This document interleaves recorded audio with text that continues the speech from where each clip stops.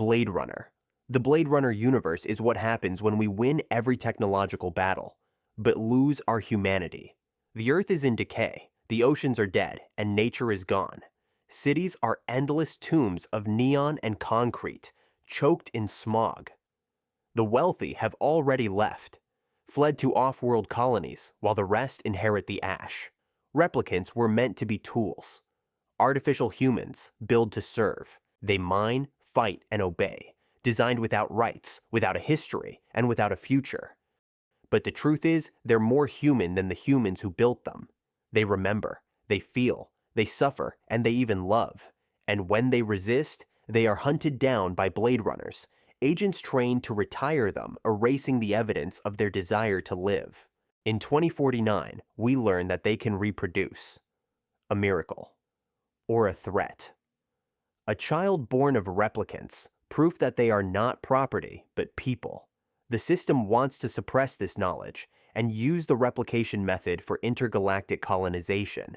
The world is so broken, no one even questions the morality of it anymore. Children are raised in labor camps, memories are manufactured, the food is synthetic, and joy is rationed. Hope is obsolete. And yet, even here, a synthetic man dies for a dream he was never allowed to live. A false memory, but a real choice. The Blade Runner universe isn't about machines becoming human. It's about whether we still are. The Sims. The original Sims game may look like a cheerful suburban sandbox, but dig just a little deeper, and it reveals a deeply sinister universe. You are not the Sim. You are the god of this world, the all-powerful, invisible force micromanaging every second of their lives. They don't eat, sleep, or use the bathroom unless you allow them. Free will exists, but only until it annoys you, and then you cancel it with a click. Sims aren't people, they are dolls, trapped in a dollhouse designed by an 11-year-old sociopath. Death is always a mouse click away. Fire can erupt from a poorly placed toaster, and TVs explode without warning. Fixing a dishwasher is safe, right? Nope, that's an electrocution hazard. And the pool? Classic execution method. Delete the ladder and watch them paddle helplessly until they drown. Then the Grim Reaper shows up, you and your friends laugh, and the jazz music plays on. Children don't get off easy either. If they skip homework, straight to military school, instant expulsion from the household, gone forever. In this universe, ghosts are real and will haunt your house nightly. Burglars sneak in with their unnerving theme music, and yes, they can and will steal your baby. The poor Sims can never escape. There's no aging, no retirement. Children stay children. Adults grind endlessly. No weekends, no holidays, just work and chores on repeat. Climbing the career ladder, nearly impossible. Promotions demand a grueling mix of skills and friendships that decay faster than you can build them. Luckily for the Sim, their god has one miracle left: Rosebud. With a few keystrokes, you can grant them a mansion, or decide to trap them in a one-tile cell with no doors. Either way, their fate depends entirely on your mood that day, because The Sims isn't just a life simulator. It's digital purgatory with pastel wallpaper and jazz music. And you? You're not just their creator, you're their caretaker, their warden, their judge, their god. And like the Old Testament kind, you are not merciful. The Boys. Forget noble heroes and righteous saviors. The Boys takes the superhero genre and rips it to shreds. On the surface, the world looks like a superhero utopia. Supes fight crime, they save civilians, and they star in blockbuster movies. But it's all an illusion. Behind the scenes, these heroes are egotistical, reckless, and morally bankrupt. They're manufactured celebrities under the control of Vought, a ruthless corporation that exploits their powers not to save lives, but to boost profits and maintain control. The Supes commit heinous acts, killing innocents by accident or on purpose. None of it matters though, as Vought stands ready to cover it all up, protecting their assets and keeping the money flowing. At the center of it all are the Seven, the most powerful superhero team, who are the worst offenders. Led by Homelander, a psychopathic, godlike figure with a twisted mommy complex. This guy wasn't born evil, he was made, raised in a lab, denied love, family, or any normal human connection. Homelander is the twisted product of Vought's experiments. Stripped of empathy, he is on a constant hunt for validation and love. Homelander's cruelty is masked by his surface-level charisma, making him both the hero of the masses and the ultimate villain. Vought's corruption runs deeper than just controlling heroes. They've systematically used the soups to divide the public, fueling culture wars, political divisions, and even performing political assassinations. Instead of questioning their soup overlords, ordinary people turn against each other, too caught up in fighting imaginary enemies to see the real threat. If you're just a regular person in this world, you live in constant danger from people who see you as less than insects, and you're expected to celebrate them for it. In this world, you are only here to consume the soup merchandise. Game of Thrones. The world of Game of Thrones is unforgiving and endlessly complex. A place where power is the only currency, and honor usually gets you killed. Based on George R.R. Martin's A Song of Ice and Fire, the series explores a realm where political intrigue, betrayal, and ambition shatter families and kingdoms alike. The Iron Throne symbolizes conquest and bloodshed, with noble houses willing to destroy themselves to claim it. Wars upon wars, rebellions, and conspiracies are the norms. From the Targaryen conquest to the War of the Five Kings, the land is soaked in the blood of those who seek power and those who are caught in the middle. Famine and suffering follow every conflict, and the small folk endure the consequences, while lords and kings play their deadly game. And that's just the human realm. The world itself is steeped in ancient, terrifying magic. From shadow assassins and blood magic to the resurgence of dragons and random resurrections, the supernatural world constantly encroaches on human affairs. At the edge of civilization, the White Walkers gather, an ancient, unstoppable force of ice and death, threatening to sweep over the world like a frozen plague. But the real darkness came when the writers ran out of source material. And I am not even talking about the fact that George is suffering from the most infamous case of writer's blockage. No, these two guys messed it all up on their own. It's like they just gave up. All that rich, intricate storytelling, gone. Plot points went nowhere, and years of buildup evaporated. Jon Snow, resurrected by the Lord of Light for some grand purpose, just simply watches Arya defeat the Night King. We never learn of the Night King's motivations. The big bad of the whole series is oft in 2 episodes. And guess who the real big bad villain is? It's Daenerys. Portrayed as a liberator for 7 seasons, suddenly she burns a city of innocents with no convincing reason. And Stannis Baratheon, one of the most cunning military leaders in the world, survived for several seasons, then became a loose end to the writers, and therefore he decides to march to his pointless death, executed by Brienne of Tarth, who just happens to find him. And Bran, who spent seasons doing nothing, becomes king with little justification. The North's independence is granted without much resistance, and Bronn, who doesn't even know how loans work, somehow becomes master of coin. The internal logic of the series collapsed, like hiding in Winterfell's crypts when the enemy raises the dead.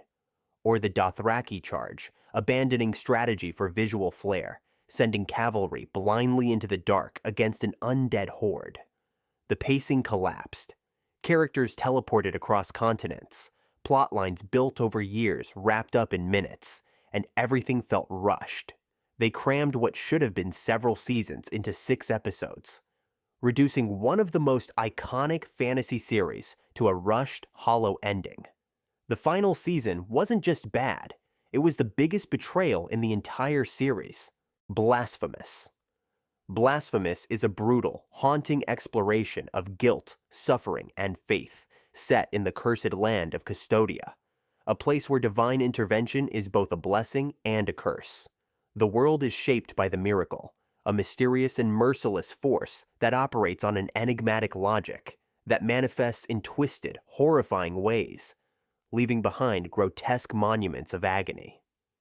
You play as the penitent one, the last survivor of the Brotherhood of the Silent Sorrow, a once devoted order now decimated by the miracle's cruelty.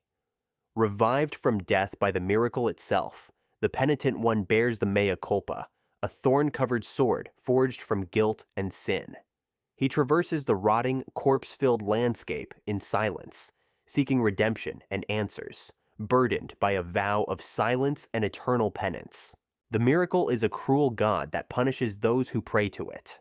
The twisted beings scattered across Custodia are all products of this phenomenon, cursed to wander the world as monstrous abominations.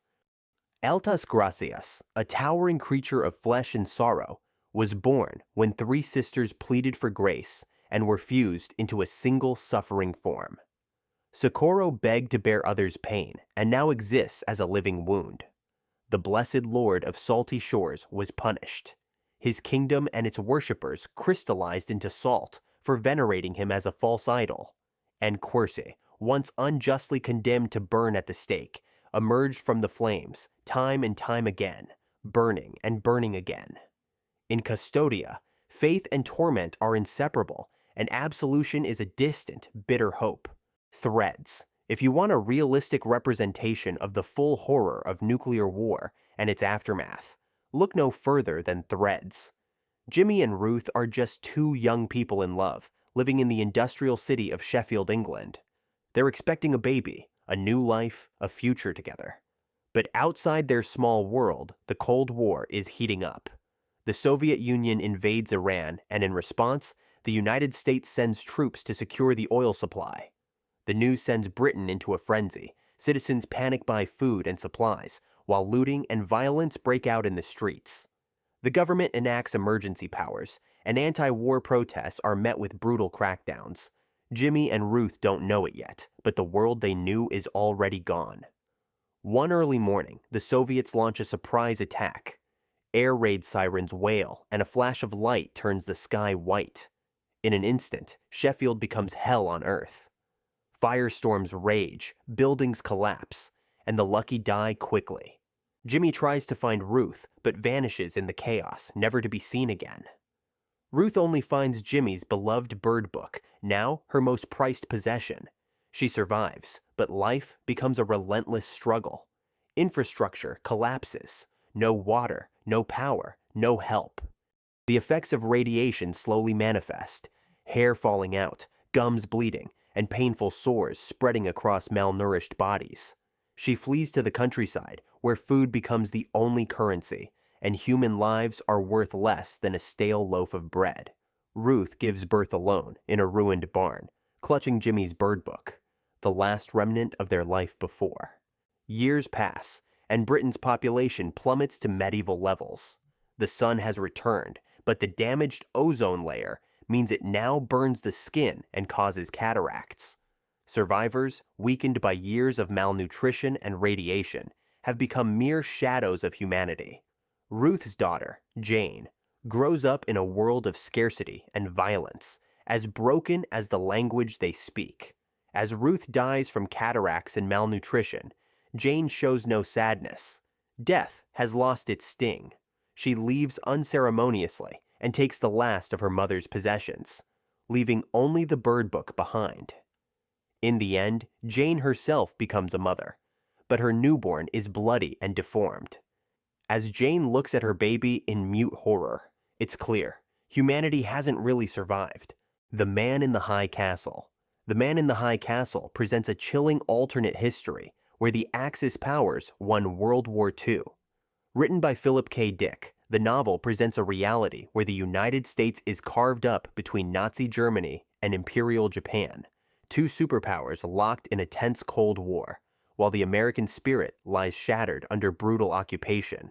On the East Coast, the Greater Nazi Reich enforces ruthless efficiency, racial purity, and technological dominance. The West Coast belongs to the Japanese Pacific States, where a rigid caste system and imperial tradition stifle freedom. In the middle lies the neutral zone, a chaotic no man's land where remnants of American culture persist in grim isolation. The series explores a world drenched in fear and paranoia. The Nazis' dominance is marked by horrifying technological advancements. Rockets on the moon, eugenics on a global scale, and a total erasure of history that doesn't align with their ideology. The Japanese, however, struggle to maintain their grip as cracks begin to form in their empire. Amidst this oppression, there's a flicker of hope, a forbidden book which depicts a world where the Allies won the war. The novel becomes a symbol of resistance and forbidden knowledge, suggesting that an alternate reality, one where fascism was defeated, might be possible. Though many are drawn to its message, even this hope is fraught with danger, as belief in such a possibility can lead to persecution and death. The novel's portrayal of humanity under occupation shows that the line between victim and collaborator is often blurred, and the struggle for identity and truth becomes both a personal and collective battle. Elden Ring, The Lands Between, is a vast, dying world where gods, demigods, and semi-mortals are trapped in an endless struggle for power. At its heart lies the shattered Elden Ring, a divine force that once governed reality itself. Long ago, the Greater Will, a mysterious outer god, sent the Elden Beast to shape the world. It chose Marika as its vessel, entrusting her with the Elden Ring, becoming the living embodiment of the Golden Order, the divine logic imposed by the Greater Will upon existence. Yet, power has a price. Marika's world, initially a bastion of celestial law, began to fracture. Her golden son Godwyn was murdered, and Marika, driven by grief and rebellion, shattered the Elden Ring, plunging the world into chaos. Her demigod offspring, each claiming a piece of the broken ring, waged war against one another, driven by pride, ambition, or sheer madness. The mighty have fallen, Marika was imprisoned by the Greater Will, and the world itself has begun to rot. The Erd Tree, once a symbol of divine order, now stands as a grotesque monument to a fading age. The Golden Order's followers cling to a broken faith, while the lands are overrun by twisted creatures, corrupted warriors, and gods who have lost their minds. Death, once controlled and orderly, is now warped. The shattering of the Elden Ring has left souls trapped in a cycle of suffering, unable to pass on. The tarnished, exiled warriors who lost the grace of the Erd Tree are called back to this desolate world, tasked with mending the ring and restoring order. But they are mere pawns in a game far older and more complex than they can comprehend. And even in victory, the cycle never truly ends. Alright, that was part 4. Let me know in the comments which universe you think is the darkest and why. Thanks for watching. Cheers.